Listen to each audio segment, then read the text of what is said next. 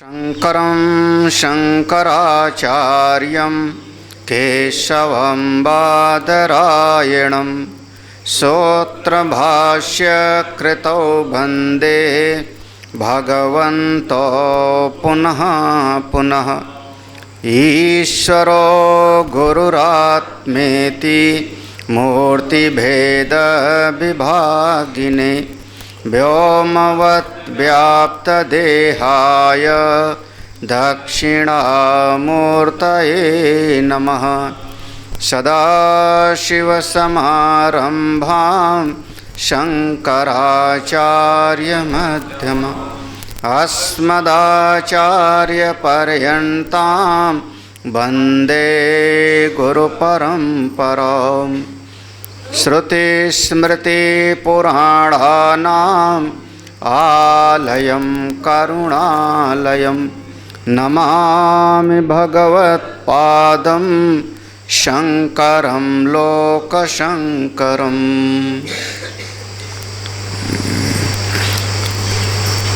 सवेरे हम लोग तीसरा श्लोक तक पढ़ लिए थे।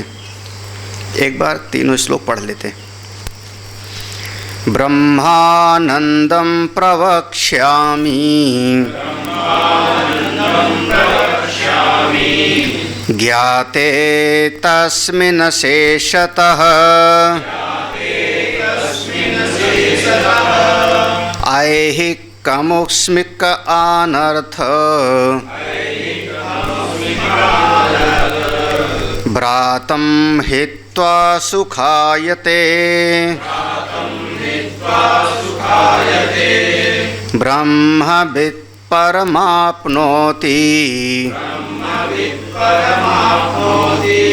शोकं तरति चात्मवित् रसो ब्रह्मरसं लब्ध्वा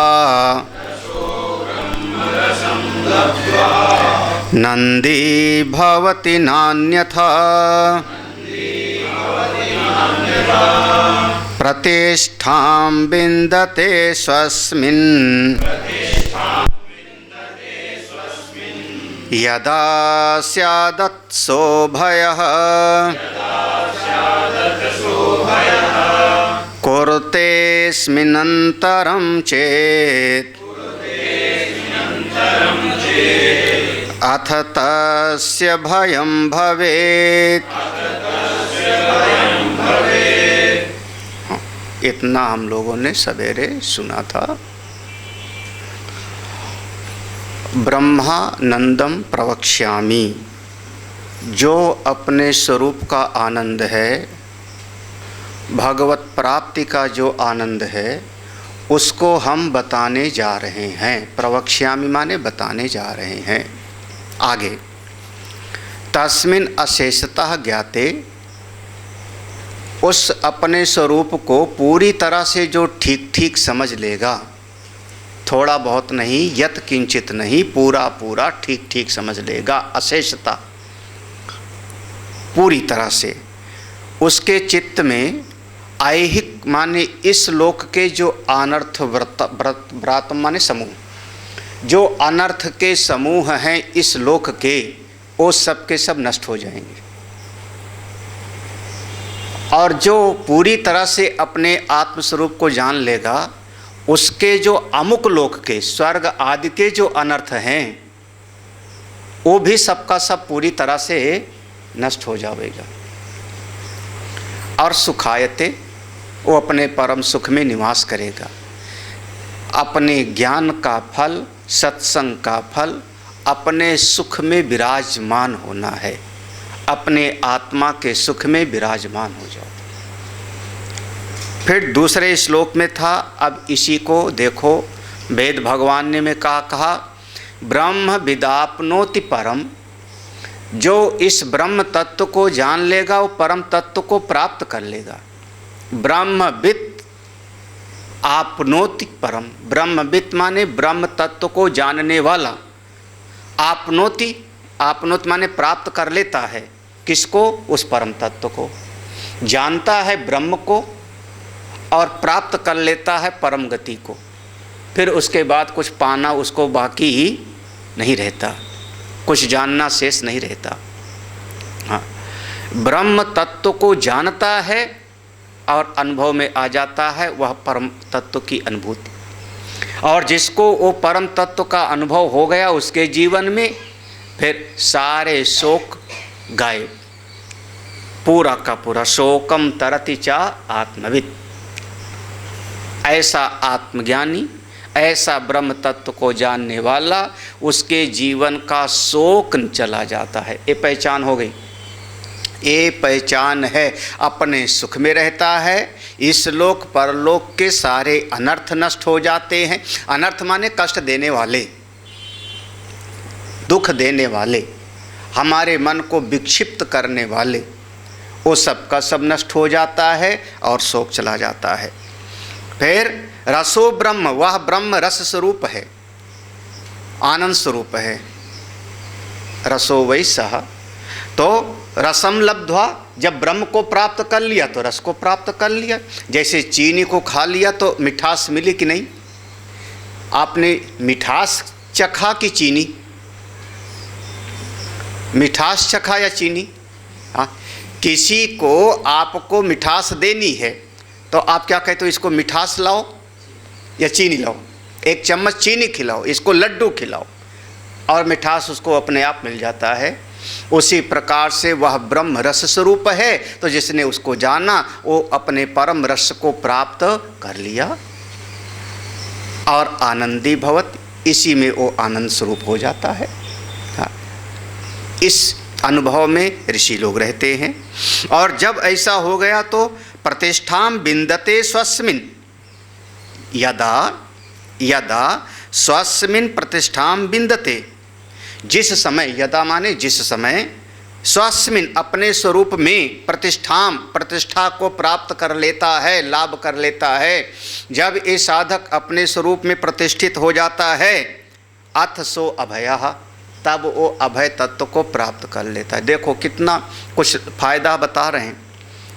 इस लोक परलोक के सारे अनर्थ मिट गए, शोक चला गया, रस स्वरूप आनंद की प्राप्ति हुई, और साथ ही साथ अब भय भी गायब, भय भी गायब। क्यों? कहा कि देखो, कुरुते अस्मिन अंतरम, अस्मिन अंतरम कुरुते, इस ब्रह्म में अगर भेद करता है कोई, किसका? वो अलग है, मैं अलग हूँ, वो अच्छा है, मैं बुरा हूँ, वो अपना है, वो पराया है, ये जो भेद करता है, ऐसा आदमी फिर अथ तस्य भयम भवेत्, उसको जीवन में हमेशा फिर भय की प्राप्ति होगी। सूत्र क्या होगा? द्वितीयात् वै भयम भवति। यहाँ तक पढ़ा था, ये इतना हम लोगों ने सवेरे पढ़ लिया था। जो लोग सवेरे नहीं आए थे, हमने कहा एक बार थोड़ा उनको ये मूल चीज़ बता। अब आगे कहते नहीं नहीं, एक बात और है। यहाँ पर हम बहुत बड़े बड़े यज्ञ आदि कर लेंगे, बड़े बड़े यज्ञ कर लेंगे, अनुष्ठान कर लेंगे, जप कर लेंगे, तप कर लेंगे, और बड़ा बड़ा जब कोई अनुष्ठान आदि करके कोई बड़ा पद मिल गया देवता आदि का, तब तो हम निर्भय हो जाएंगे, तब तो हम बिल्कुल, हमारे मन का शोक चला जाएगा। तो कहते हैं चाहे जितना बड़ा जो है देवता बन जाओ, कभी न कभी डरते तो रहोगे। हाँ, क्योंकि देवताओं का राजा इंद्र वो सबसे ज़्यादा डरपोक माना जाता है। जरा कोई महात्मा तपस्या करने लगे, इंद्र घबराएगा। हाँ, रावण ने आक्रमण किया किस पर? इंद्र पर, और देवताओं से उसका लेना देना नहीं था। उसने तो आक्रमण किया, राजा को हराओ। जब राजा मर गया, राजा पराजित हो गया, तो सारी प्रजा उसकी अपनी है। हाँ, और रावण के जब प्रहार से जब इंद्र का युद्ध हुआ तो इंद्र ने रावण को हरा दिया, इंद्र ने रावण को हरा दिया। रावण को बंदी बना लिया, बंदी बना करके लेके चल पड़ा। रावण के बेटे को पता लगा तो वो दौड़ा गया, हाय हाय मेरे पिताजी को बंदी बना लिया। और जब मेघनाद का और इंद्र का युद्ध होता है तो इंद्र हार गए, इंद्र हार गए। और जब इंद्र हार गए, उसने, मेघनाद ने अपने पिता को छुड़ा लिया, रावण को बंदी बना के ले चला। वो इंद्र को बंदी बना लिया मेघनाद ने। तब रावण बहुत प्रसन्न होकर कहता, बेटा आज से तेरा नाम होगा इंद्रजित, जिसने इंद्र को भी जीत लिया। तो जब देवताओं का राजा ही बेचारा डरा रहता है, तो जितने छोटे मोटे देवता हैं वो भी डरे ही रहेंगे। 5 मुख्य देवता माने जाते हैं, हम लोगों के यहाँ 5 मुख्य देवता माने जाते हैं। ये 5 देवता का जो पद है, जिन्होंने बहुत बड़े बड़े यज्ञ अनुष्ठान करके उस देवता का पद प्राप्त किया, वो भी निर्भय नहीं होते। कौन कौन 5 देवता? 5 देवता को गिनाते, वायो सूर्यो वह्निरिंद्रो मृत्यु जन्मांतरेंतरम कृत्वा धर्मं विजानन्तो अप्यस्माद्भीत्याचरन्ति।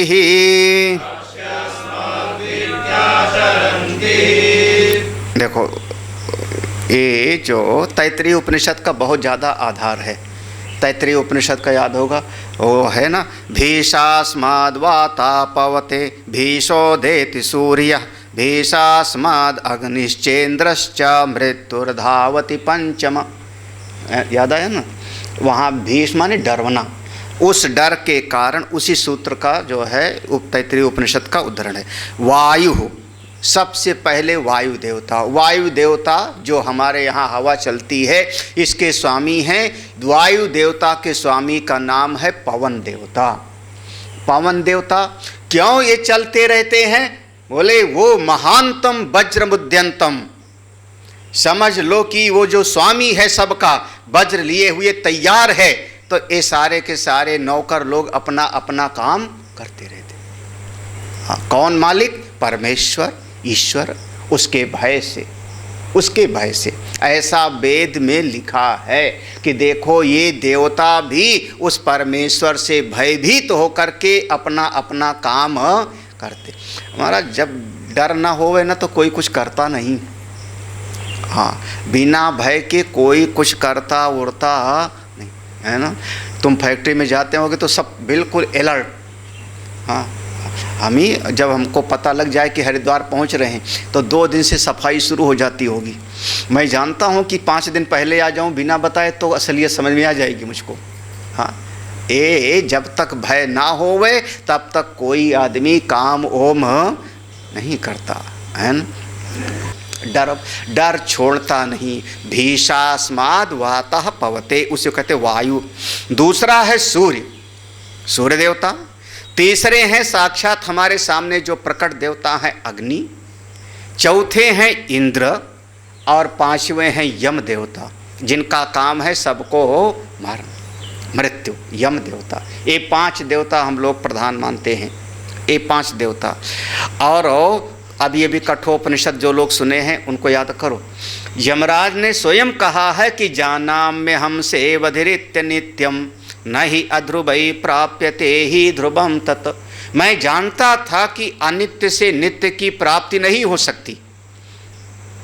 यज्ञ आदि अनित्य हैं और यज्ञ करने से वह नित्य ब्रह्म पद की प्राप्ति नहीं होगी, मन शुद्ध होता है। उसके बावजूद हमने यज्ञ किया और उस यज्ञ करने से यमराज का हमको पद मिला, ऐसा यमराज ने स्वयं कहा था। यमराज का पद, मृत्यु की देवता यम, वो क्यों करते रहते हैं? बोले वो महानतम वज्रमुद्यंतम, वो बिल्कुल वज्र लिए हुए जैसे तैयार है परमेश्वर, उससे भयभीत होकर के इतने बड़े बड़े देवता, 5 देवता कैसे बने देवता का पद? कृत्वा धर्मम विजानन्तो, धर्म को जानते हुए इन्होंने कृत्वा, धर्म का कार्य किया होगा, यज्ञ किया होगा, दान किया होगा, बड़े बड़े पुण्य किया होगा, तब तो ये पद पाए। हाँ, इतना बड़ा पद मिल गया, लेकिन बेचारों का आपी अस्माद भीत्या, इसके बावजूद भी ये डरते रहते हैं। कैसा आश्चर्य है। और ज़्यादातर तो लगता है जिसको जितना बड़ा पद मिल जाए उतना ही डरता रहता है। हाँ, क्योंकि हर आदमी उसको देख के यही लगता है कि आदमी कहीं हमको मार न देवे। हाँ, जितना बड़ा पद, आप लोग कम से कम सड़क पर आराम से घूम सकते हो। यहाँ से चले जाओ, आप पैदल चले जाओ कहीं पर, इतना डर नहीं है। और बड़ा आदमी होगा तो वो एक आध दो गनर लेके चलेगा। क्यों? बोले बड़ा आदमी है, डरा है बेचारे को, मर न जावे कहीं पर, कोई मार न देवे। हाँ, कृत्वा धर्मम, धर्म करने ते हुए भी इन्होंने धर्म का कार्य किया, यज्ञ आदि का कार्य किया, सब जानते हुए भी वहाँ पहुँचे। लेकिन अस्मात् भीत्या, ए फिर भी यहाँ पर अस्मात् माने इस वृत्ति के कारण। कौन सी वृत्ति? भेद बुद्धि के कारण। इसके पूर्व में इस श्लोक में जो था, जब भेद बुद्धि होगी, मैं अलग वो अलग, तो आपको डर लगेगा ही लगेगा। एकत्व के बोध से भय मिट जाता है और भेद बुद्धि से आपका भय बिल्कुल ज्यों का त्यों बना रहता है। जहाँ पर आपने भेद देखा वहाँ आपको डर लगेगा।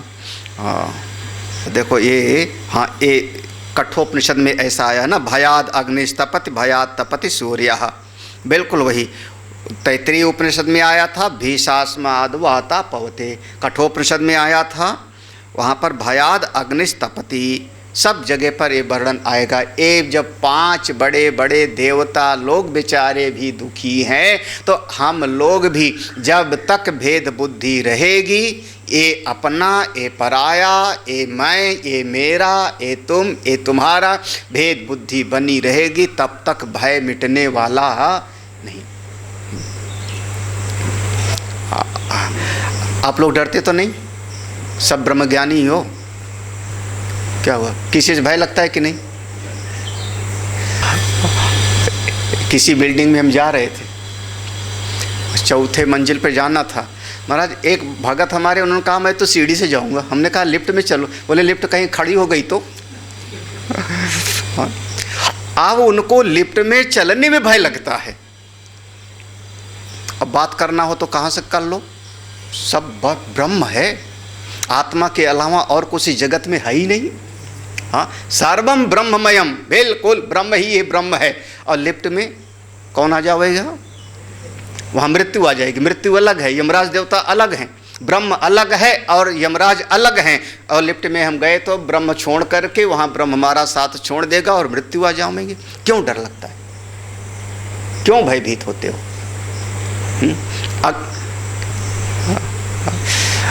आप लोगों को नहीं डरता लगता अंधेरे में?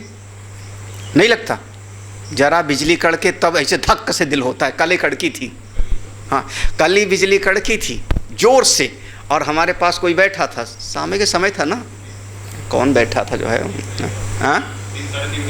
हाँ कोई बैठा था जो है, और जैसे बिजली कड़की तो वो बिल्कुल, हाँ अब बताओ, जरा सी भी तो डर लगता है। कहते हैं मैं आत्मा हूँ, ब्रह्म हूँ।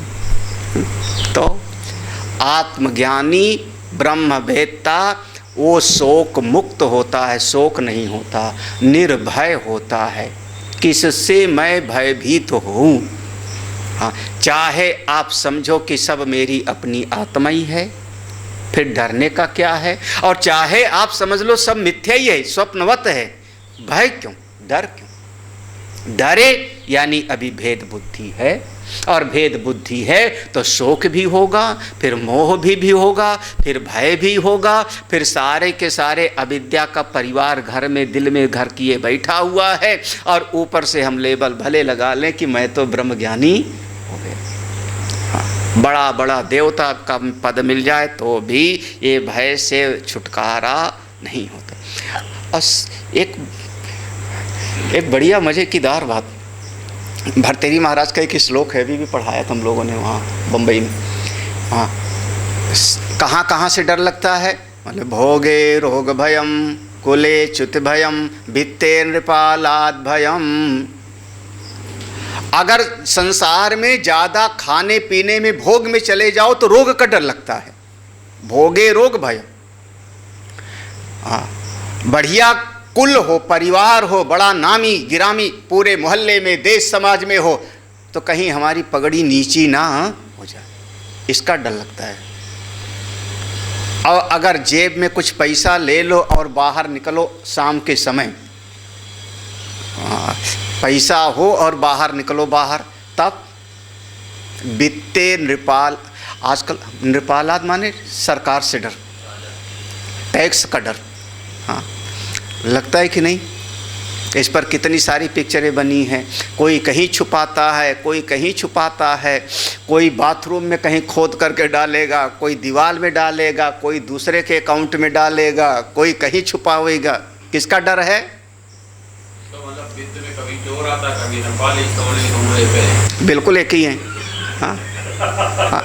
चोर आता है। पैसा होगा तो डरोगे, और शरीर बढ़िया होवे, खूब मजबूत होवे, खूब मजबूत हो, बढ़िया, बिल्कुल सबसे बढ़िया शरीर है, तो काये कृतांताद भयम, फिर बीमारी का डर लगेगा, रोग का डर लगेगा, शरीर कहीं छीड़ ना हो जाए, दुबला पतला ना हो जाए।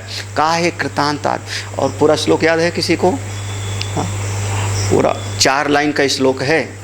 हाँ, माने दैन्य भयम बले रिपु भयम काये कृतांताद भयम। माने बड़ा आपका सम्मान हो तो भीतर भय लगता है कहीं दीनता ना हो जाए। भले बलवान है तो दूसरे शत्रु का डर लगता है। वादे शास्त्र भयम, बड़े विद्वान हैं तो मन में डर लगेगा कि कहीं कोई दूसरा विद्वान न सामने आ जावे।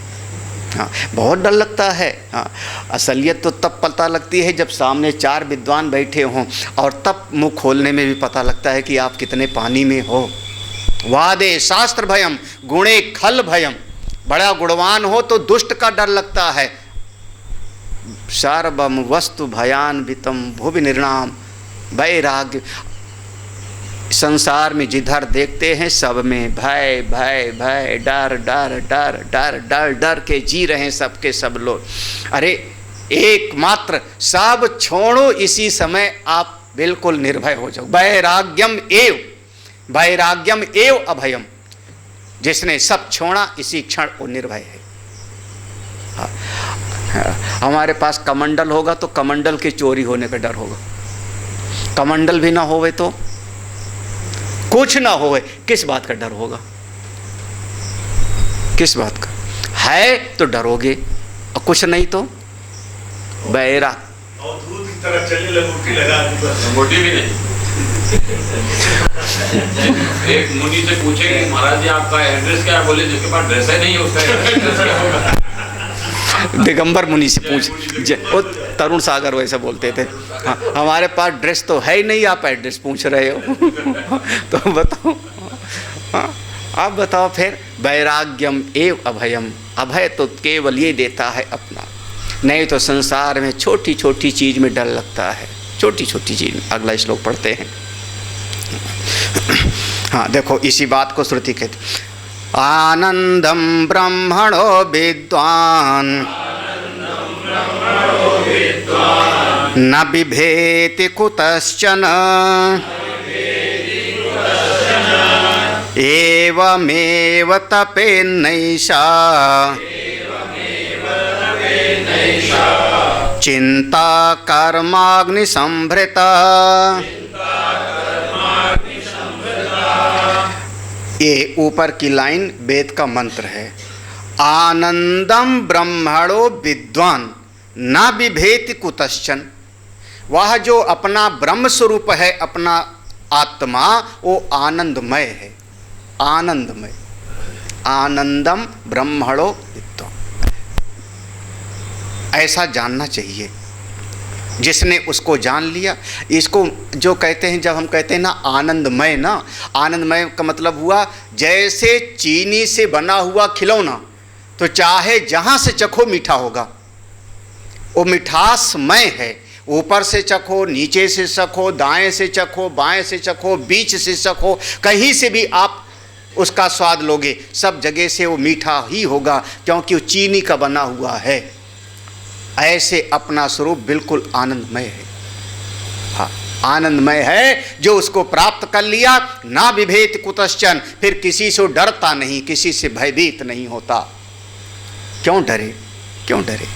हाँ, जो उसको आत्मा को जान लिया, फिर एवमेव तपेत न ऐसा, एवमेव जो इस प्रकार से अपनी आत्मा को जानता है, तो हाँ नहीं एव में नहीं, एतम एव, एतम एव है ना, एतम एव, एतम माने उसको, उसको जो इस प्रकार से जानता है, किसको? उस परमात्मा को, अपनी आत्मा को एव इस प्रकार से जानता है, ना तपेत ऐसा, उसको ये सब तपाते नहीं।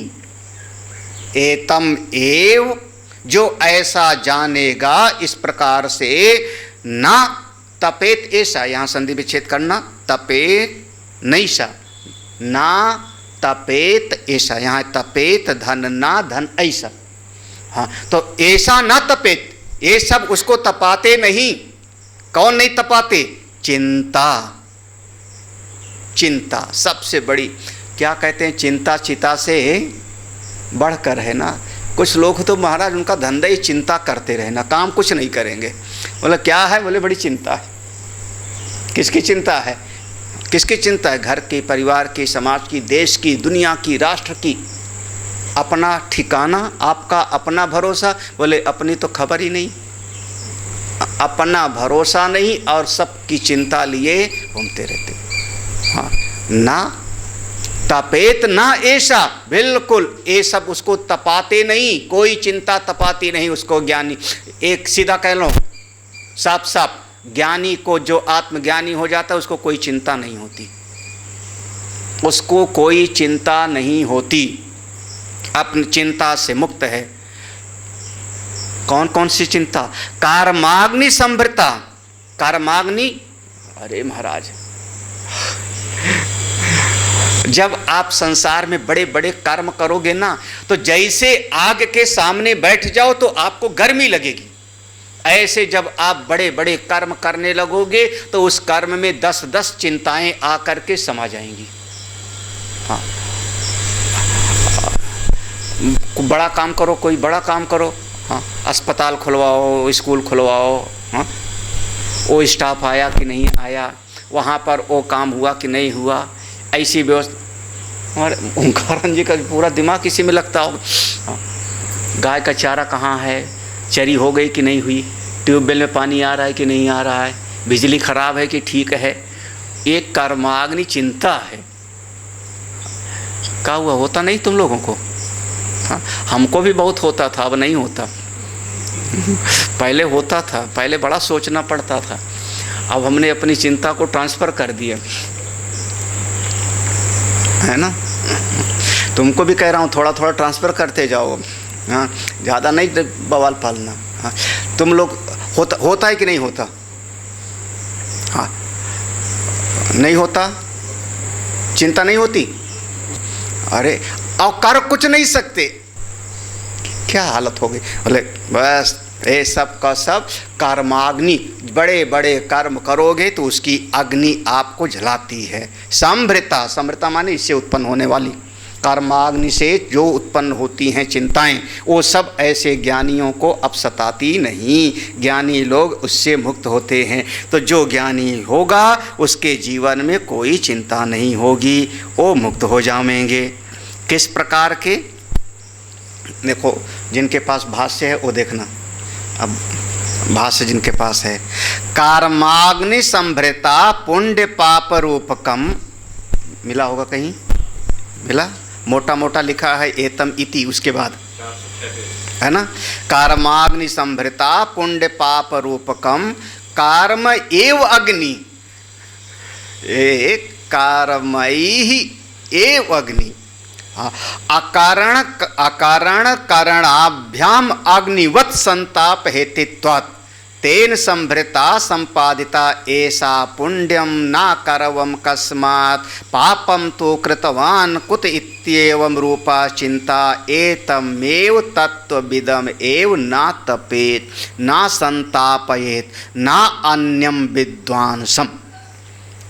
समझिए, कर्माग्नि संभृता यानी जब कर्म करोगे तो कर्म दो भाग में बट जाता है ना, किसमें? पुण्य और पाप।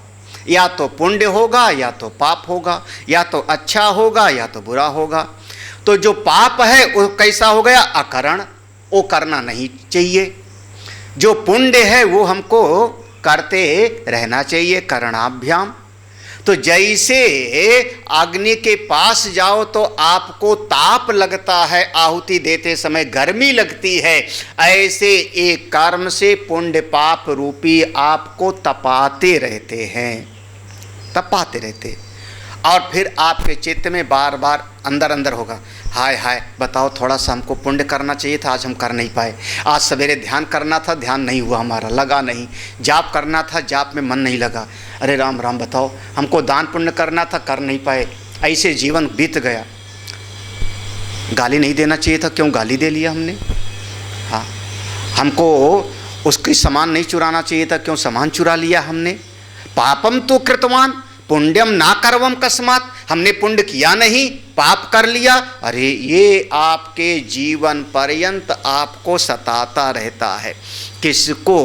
अज्ञानी को, संसारी को। ज्ञानी महात्माओं को ये कोई संताप नहीं देता, ना पुण्य ना पाप ना कर्माग्नि।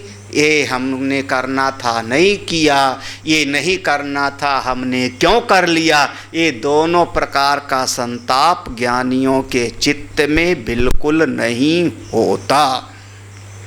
वो अपने आप में मुक्त होते हैं। यथा यदा यत् कर्तुम आयाति तत्कृत्वा, जब जो कर्म सामने आया उसका कर लिया, अपने स्वरूप में स्थित रहते हैं। अगला श्लोक पढ़ते, इसी से जुड़ा हुआ है।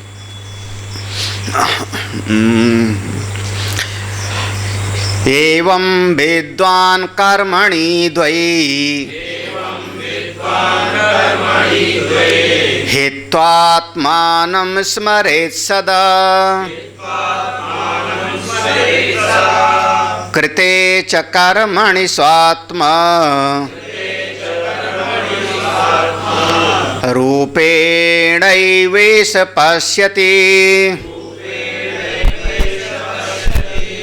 एवं विद्वान, इस प्रकार से जो अपनी आत्मा को समस्त कर्मों के परे समझ गया। कर्म हम करते हैं इस दुनिया में, इस संसार में। संसार में आए हो, शरीर है तो आपको कर्म करना पड़ता है। जब कर्म करोगे तो या तो कर्म अच्छा हो जाएगा और या तो कर्म बुरा हो जाएगा, दो प्रकार का। एवं विद्वान कर्मणि द्वयी, कर्मणि द्वयी माने दो प्रकार का, पुण्य और पाप।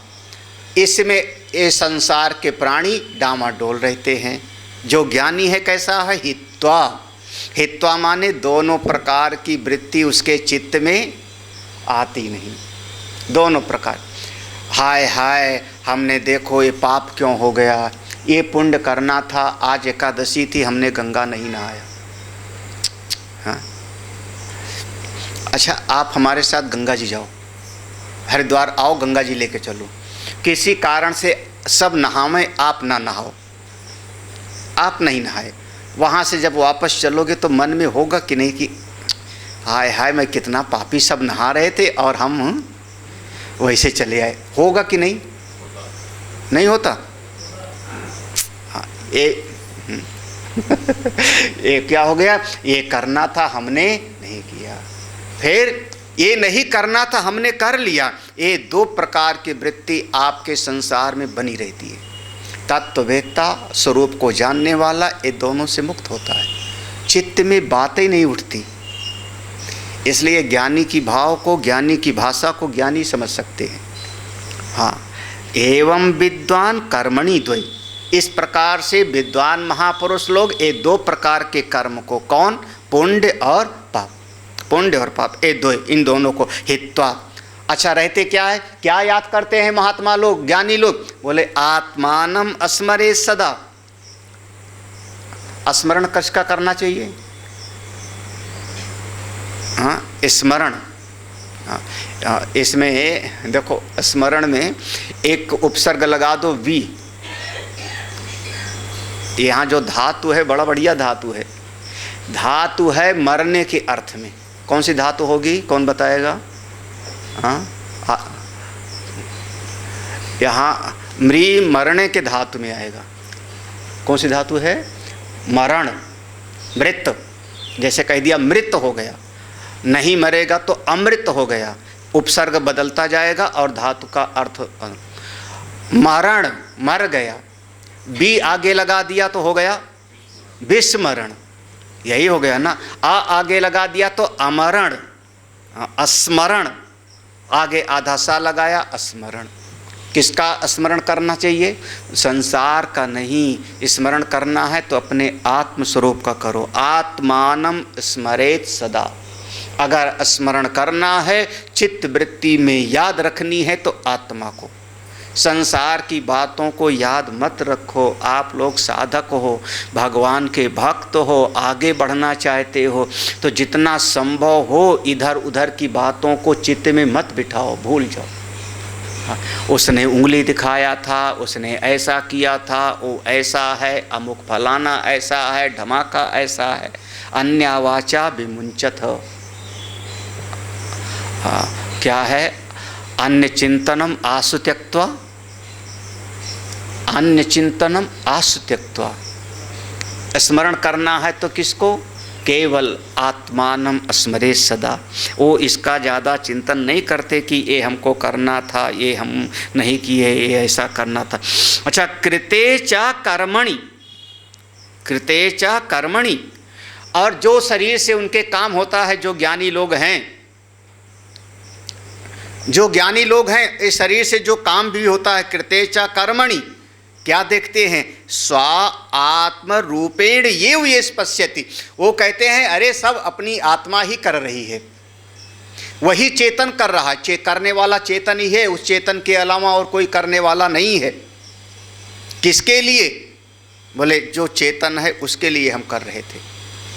अगर हमने एक गिलास पानी पिलाया तो उस चेतन है, जिंदा है तो उसके पिलाया, उसकी चेतना को खुश करना था।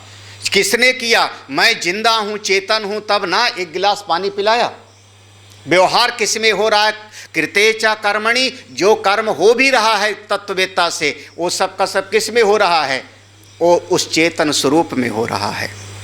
अनुभव क्या होता है कि सब का सब स्व आत्म रूपेण, हाँ, चेतन चेतन में ही वर्त रहा है, परमात्मा परमात्मा में ही लीला कर रहे हैं। सिया राम में सब जगह, उनकी दृष्टि ऐसी है।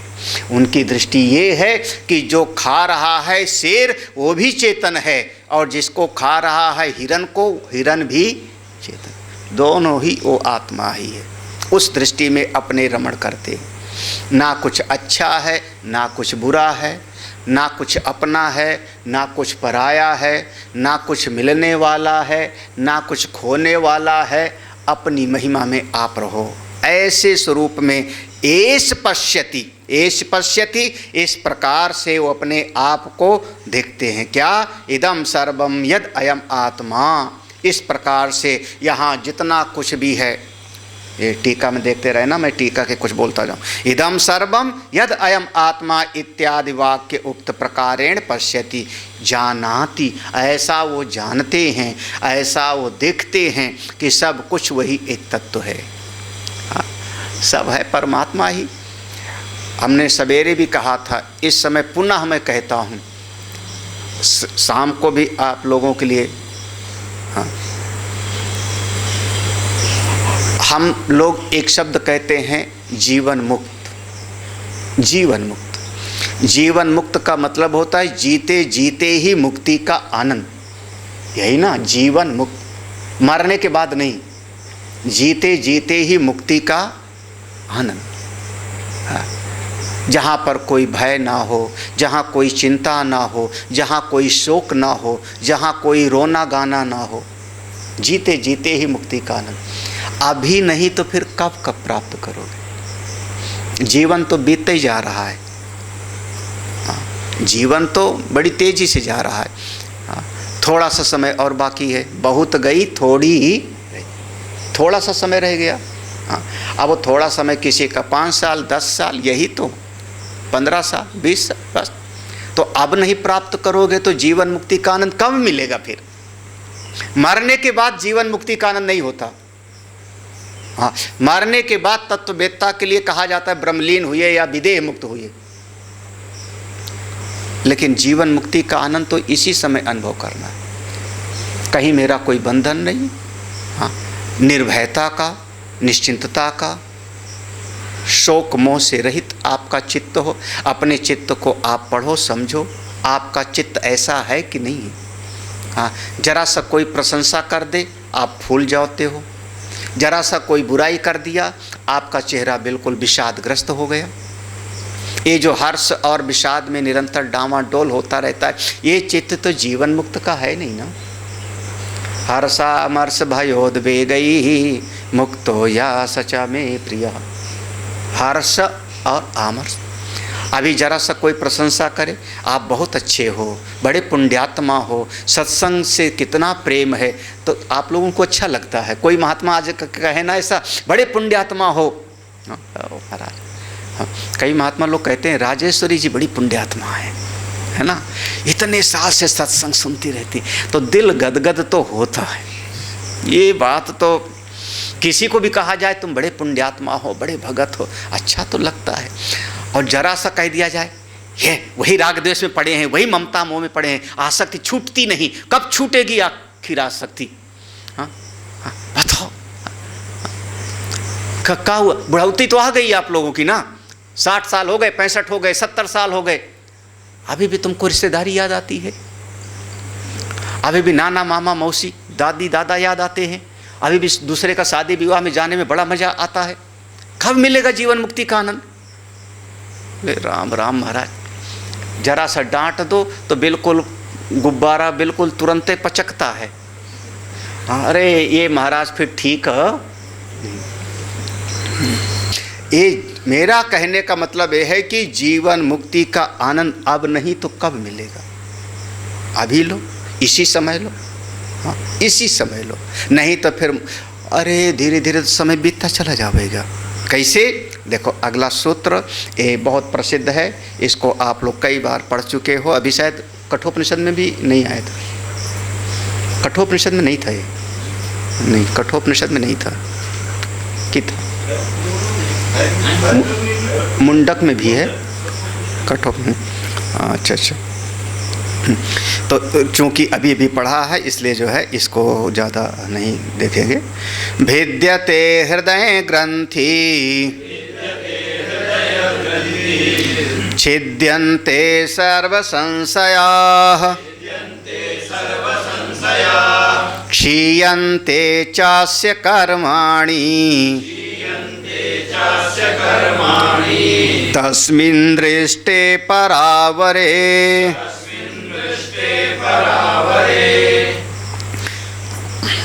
इसके पूर्व में एक संगति लिया है, आप लोग देखना, संस्कृत में टीका में जिसमें है ये संगति है।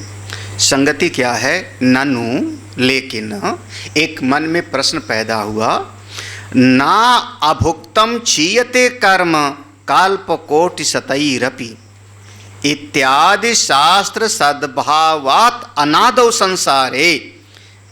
क्या कहते हैं? ना अभुक्तम, बिना भोग किए, क्षीयते कर्म, कर्म का क्षय नहीं होता। जो आप कर्म किए हो उसका फल बिना भोग किए नहीं जावेगा, जैसा कर्म किए हो वैसा फल मिलेगा, खुद ही को भोगना पड़ेगा। कितनी समय तक? बोले काल्पकोटि शतैरपि, करोड़ों करोड़ों कल्प तक, सैकड़ों सैकड़ों कल्प तक आप अपने कर्म का फल भोगोगे, उससे आप बच नहीं सकते हो। इत्यादि शास्त्र सद्भावात् अनातो, इस प्रकार से कई कई शास्त्रों में चर्चा की जाती है। ये सूत्र बहुत ज़्यादा सुनाया जाता है। ना भुक्तम क्षीयते कर्म कल्पकोटि शतैरपि, ये बहुत बार बोला जाता है, तो ये शब्द सुनाया जाता है। तो संसारे बहुजन्म उपार्जितेषु पुण्य पाप पुण्य अपुण्य लक्षणेषु कर्मसु असंख्यातेषु, करें संसार में बहुजन्म उपार्जित, अनेक अनेक जन्म हुआ है, 84 लाख योनियों में भटकते भटकते हमने पुण्य अपुण्य पाप आदि किया है, उससे बहुत सादा हमने कर्म इकट्ठा किया है। और वो जब कितना है? कहते हैं कर्मसु असंख्यातेषु, वो कर्मों की कोई गिनती नहीं, कितने हमारे कर्म हैं। अप्रसिद्धितेन आत्मतया अनुसंधान अनुसंधान अयोग्येषु, जब वो सारे कर्म हमको फल देते रहेंगे तो हम अपने आत्मा का अनुसंधान कैसे करेंगे, और वो हमारे चित्त में ऐसा बैठा रहेगा तो फिर बताओ हम ये आत्मज्ञान प्राप्त ही कैसे करेंगे। बढ़िया प्रश्न यहाँ पर सामने उठाया। फिर आत्मज्ञान को कैसे ससु कथम तद विषया चिंता न भवेत इत्याशंक्य स निदाना नाम तेषाम तत्वज्ञानेन विनाशित्वात् चिंता जनकत्वम इति अभिप्रायेण। कह रहे हैं, जो सीधा सीधा कहना है, कह रहे हैं कि हम तो करोड़ों जन्म से बहुत सारा कर्म करके आए हैं, ढेर सारे कर्मों की गठरी लेके आए हैं, और ऐसा भी लिखा है कि अपने कर्मों का फल भोगना हमको खुद पड़ेगा, बिना उसको भोगे हमको छुटकारा नहीं, ऐसा भी लिखा हुआ है। तो हम अपने कर्म का फल ही भोगते रहेंगे तो आत्मज्ञान कब प्राप्त करेंगे। हाँ, मन वैसे कर्मों का फल, पुण्य कर्म का फल मिलेगा तो पुण्य का कर्म का फल हर्ष मिलेगा, पाप कर्म फल देगा तो विषाद होगा। ऐसे हमारे जीवन में डामाडोल होता रहेगा, सुख दुख मिलता रहेगा, तो हमारे भीतर विवेक ही नहीं पैदा होगा। तो कहते हैं ऐसी बात नहीं है, सब बातों के कहने का अपना एक सही धरातल होता है। संसार में जो बात कही जाती है वो आत्मज्ञान में लागू नहीं होती, जो आत्मज्ञान में बात कही जाती है वो संसार में लागू नहीं होती। ये दोनों बात को बिल्कुल अलग करके समझिए, मिलाना नहीं है। अरे जैसे हमारे क्या कहते हो, बहुत सारी बात हम सत्संग की मेरा एक प्रिय दृष्टांत है, प्रिय दृष्टांत हमारा प्रिय दृष्टांत कि सब समय के गाने अलग अलग होते हैं कि नहीं। हाँ, सैड सॉन्ग्स, हाँ, प्रेमी प्रेम का मिल गए तो गाना अलग तरीके का होगा, और ब्रेकअप हो गया तो वैसे वैसे गाना होगा दोनों का। हाँ ठीक है, हाँ एक ही तरह का होगा, दोनों समय का गाना अलग अलग होगा कि नहीं होगा। हाँ, अरे मर गया तो भी, हाँ, तो सब समय का बिल्कुल अलग। तो वहाँ की बात वहाँ मत लगाओ, वहाँ की बात। जब ये संसार की बात है तो संसार में हम कहते हैं कि करोड़ों जन्म बीत जाए तो भी आपको अपने कर्म का फल भोगना पड़े। लेकिन जब कोई आत्मज्ञान प्राप्त कर ले तो, आत्मज्ञान प्राप्त कर ले तो, अच्छा नहीं समझ में आया। एक कोई कारागृह है, उसमें 500 कैदी बंद हैं। हाँ, सबकी अलग अलग होगा ना सज़ा, कोई 10 साल, कोई 5 साल, कोई 20 साल, कोई 15 साल, किसी ने 2 साल काटा, किसी ने 10 साल काटा है। किसी को कहा जा रहा है कि इनको अपना कर्म फल भोगना पड़ेगा, किसी को कहा जा रहा है अपना कर्म फल भोगना पड़ेगा। यही हो रहा है ना, 500 कैदी हैं कारागृह में, और सब ऐसा हो रहा है। एक दिन जिस राजा के कारागृह में 500 कैदी हैं, उस राजा के ऊपर किसी का आक्रमण हो जाए, दूसरे राजा का, और दूसरे राजा आकर के उसको हरा देवें, उस राजा को, और जितने कारागृह में बंदी हैं सबको मुक्त कर दिया जाए। अब क्या कहा जाएगा फिर? जो सजा दिया था पहले वाले राजा ने, नहीं समझ में आ रहा। जरासंध नाम का राजा अनेक अनेक राजाओं को बंदी बनाया था। चलो अब दृष्टांत ले लो, है ना, अनेक अनेक राजाओं को बंदी बनाया था। और जब भगवान श्री कृष्ण गए भीम और अर्जुन के साथ जरासंध का वध किया तो सारे राजाओं को एक साथ मुक्त कर दिया, और तब राजाओं ने भगवान की स्तुति किया। तो सारा का सारा उनका जो कर्मों का फल था, जो उनकी सजा बोली गई थी 5 साल 10 साल, सब एक झटके में खत्म हो गया कि नहीं? हुआ कि नहीं? अरे अपने यहाँ भी होता है, कभी कभी जो है 26 जनवरी को छुट्टी छोड़ दी जाती है। हाँ ऐसा होता है ना कुछ। क्यों हो गया? बोले ऐसा एक नियम है कि सबको छुटकारा। अच्छा अब कोई कहे कि चाहे तुम पढ़े हो, चाहे पढ़ोगे तो पास होगे, नहीं पढ़ोगे तो नहीं पास होगे, जितना मेहनत करोगे उतना ही नंबर आवेगा। यही सब कहते हैं ना स्कूल में, जितना मेहनत करोगे उतना नंबर आवेगा, पढ़ोगे तो पास होगे, नहीं पढ़ोगे तो नहीं। यही ना, पढ़े नहीं तो कैसे पास होगे? और इस साल जितने थे सब सब सेमेस्टर डाल के सब पास हो गए, बिना पढ़े वाले भी। क्यों? ये सेमेस्टर जो पिछला सेमेस्टर पास किया था सब पास माने जाएंगे। क्यों पास हो गए भाई? जितना करोगे उतना ही पाना चाहिए ना। तो कभी कभी कर्मों का फल लेखा जोखा अलग हो जाता है, एक जैसे नहीं होता। तो जो आत्मज्ञान प्राप्त कर लेता है उसके भीतर की सारी ग्रंथियां टूट जाती हैं, सारे मन के संशय छिन्न भिन्न हो जाते हैं, और जो दो तरह के कर्म हैं, पाप और पुण्य, इनका सारा का सारा लेखा जोखा उनका खत्म। एक बढ़िया बात, एक बढ़िया, आज हमको पता नहीं क्यों पिक्चर याद आ रही, देखने का मन है। एक मुनीम जी हैं, मुनीम जी की बही है, उस बही है ना, बही, हाँ, बही में जो लिखा होता सही होता है। ऐसा कहा जाता था, चलती को गाड़ी कहें, कहें दूध को खोआ, और सही को बही कहें, देख कबीर रोवा। चलती को, जो चलने वाली है, चल रही है तेजी से, उसको क्या कहते हैं? गाड़ी। गाड़ी माने गाड़ देना जमीन में, इतना गाड़ दिया, बताओ। जो चल रही उसको लोग गाड़ी बोलते हैं। और बढ़िया 5 किलो दूध को खूब गर्म किया, उबाला, और बन गया उसका बढ़िया। क्या बढ़िया बना? क्रीम, क्रीम बढ़िया। हाँ, आप क्या नाम रखते हो? कहें दूध को खोआ, मतलब खो गया। हाँ, तो बढ़िया बढ़िया हो गया। और जिसमें सब सही सही लिखा है, इसको इतना रुपया दिया, इसको इतना रुपया दिया, सही को बही कहें, बही माने बह गया, बेकार। देख कबीर, ये दुनिया वालों का हिसाब ऐसे होता है। हाँ, अब वो मुनीम जी की बही है, उसमें सबका हिसाब किताब लिखा है, किसको कितना दिया था उधार, कितना इसका ब्याज आया, कितना सूद आया, सब आया।